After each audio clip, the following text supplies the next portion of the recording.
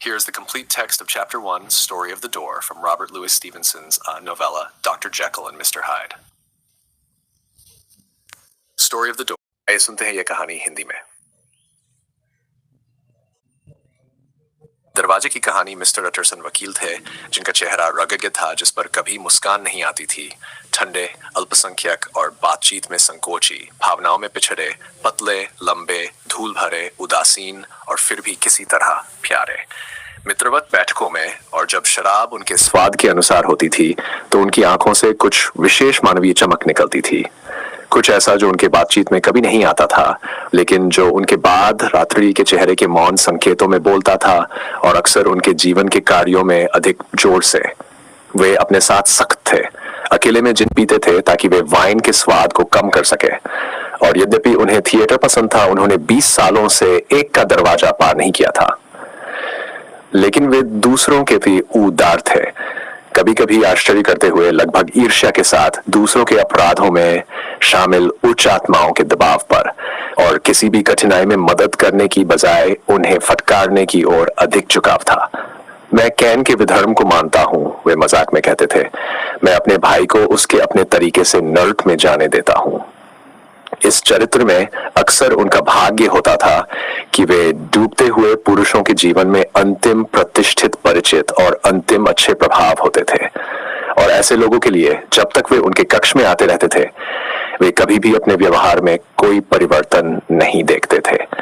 निस्संदेह मिस्टर अटरसन के लिए यह कार्य आसान था, क्योंकि वे सबसे अच्छे समय में भी अव्यक्त रहते थे और उनकी मित्रता भी इसी तरह की अच्छी स्वभाव वाली धार्मिकता पर आधारित थी।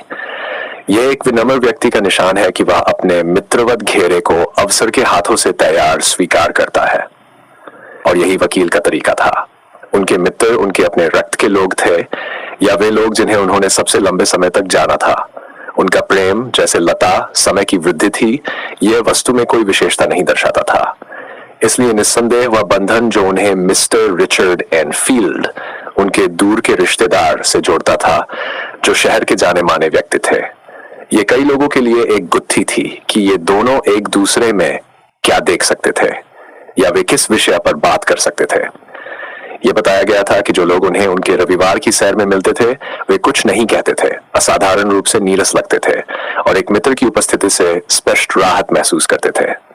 इसके बावजूद दोनों पुरुष इन सैर को सबसे अधिक महत्व देते थे, उन्हें हर हफ्ते का मुख्य गहना मानते थे और न केवल सुख के अवसरों को अलग रखते थे, बल्कि व्यापार के बुलावे का भी विरोध करते थे ताकि वे उन्हें बिना बाधा के आनंदित कर सकें। एक बार इन टहलनों में से एक में उनका रास्ता उन्हें लंदन के एक व्यस्त हिस्से में एक गली में ले गया। गली छोटी थी और जिसे शांत कहा जाता था, लेकिन यह सप्ताह के दिनों में अच्छी तरह से व्यापार करती थी।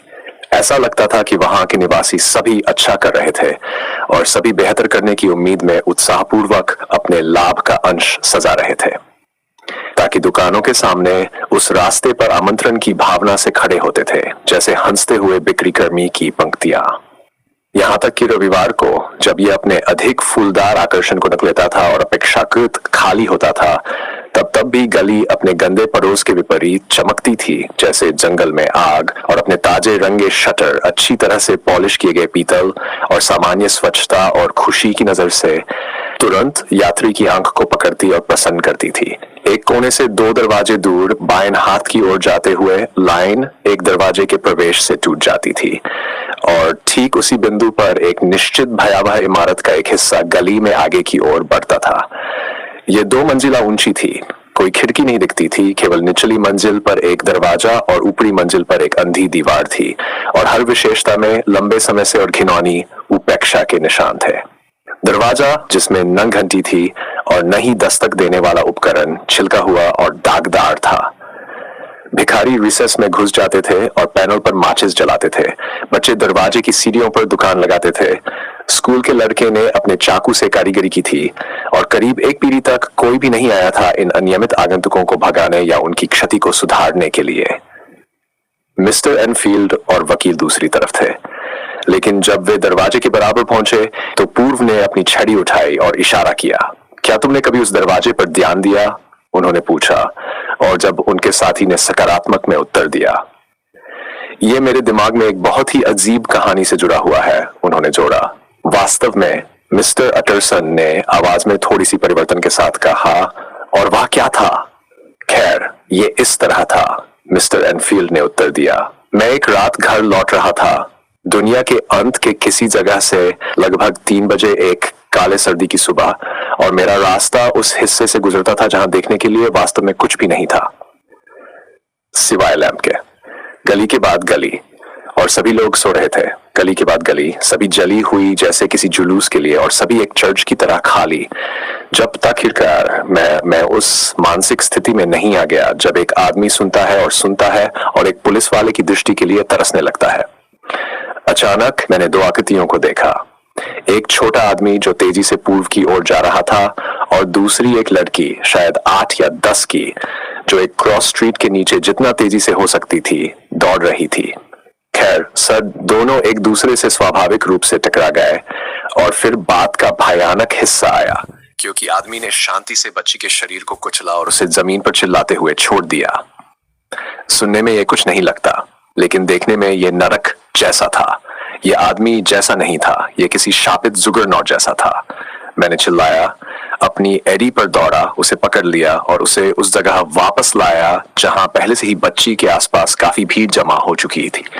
वह बिल्कुल शांत था और कोई प्रतिरोध नहीं किया, लेकिन उसने मुझे एक नजर दी, इतनी भयानक कि मुझे दौड़ने जैसी पसीना आ गया। जो लोग बाहर आए थे वे लड़की के अपने परिवार के थे, और बहुत जल्दी डॉक्टर, जिसके लिए उसे भेजा गया था, ने अपनी उपस्थिति दर्ज की। खैर, बच्ची को ज्यादा नुकसान नहीं हुआ था, केवल डर गई थी डॉक्टर के अनुसार, और वहां आप सोच सकते थे कि इसका अंत हो जाएगा। लेकिन एक अजीब परिस्थिति थी। मैंने अपने सजन को पहली नजर में ही घृणा कर लिया था, बच्ची के परिवार ने भी, जो स्वाभाविक था। लेकिन डॉक्टर का मामला मुझे चौंकाने वाला था। वह एक सामान्य कट एंड ड्राई अपोथेकरी था, किसी विशेष उम्र और रंग का नहीं, एक मजबूत एडिनबर्ग उच्चारण के साथ और एक बैगपाइप की तरह भावनाहीन। सर, वह भी हम सब की तरह था। हर बार जब वह मेरे कैदी को देखता, मैंने देखा कि डॉक्टर की हत्या करने की इच्छा से बीमार और सफेद हो जाता है। मुझे पता था कि उसके मन में क्या था, जैसे उसे मेरे मन में क्या था पता था, और हत्या को सवाल से बाहर मानकर लाए हमने अगली सबसे अच्छी चीज की।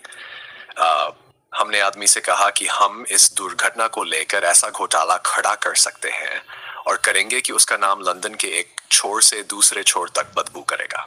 अगर उसके कोई दोस्त थे या कोई क्रेडिट, तो हमने ये सुनिश्चित किया कि वह उन्हें खो देगा। और जब हम उसे ये सब लाल गर्म सुना रहे थे, तब हम महिलाओं को उसे दूर रखने की कोशिश कर रहे थे, क्योंकि वे हार्पीज की तरह जंगली हो रही थी।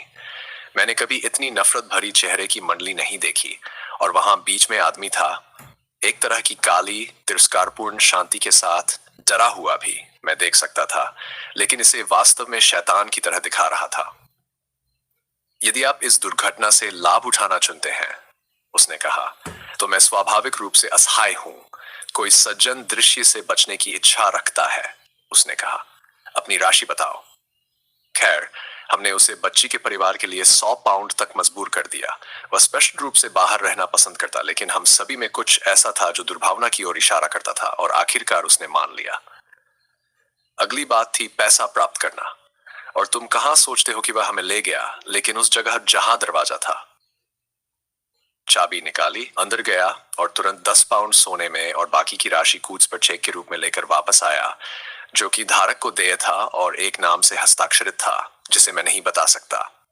हालांकि ये मेरी कहानी के बिंदुओं में से एक है, लेकिन यह कम से कम बहुत प्रसिद्ध नाम था और अक्सर मुद्रित होता था। राशि अधिक थी, लेकिन हस्ताक्षर उससे भी अधिक के लिए अच्छा था, अगर यह केवल वास्तविक था।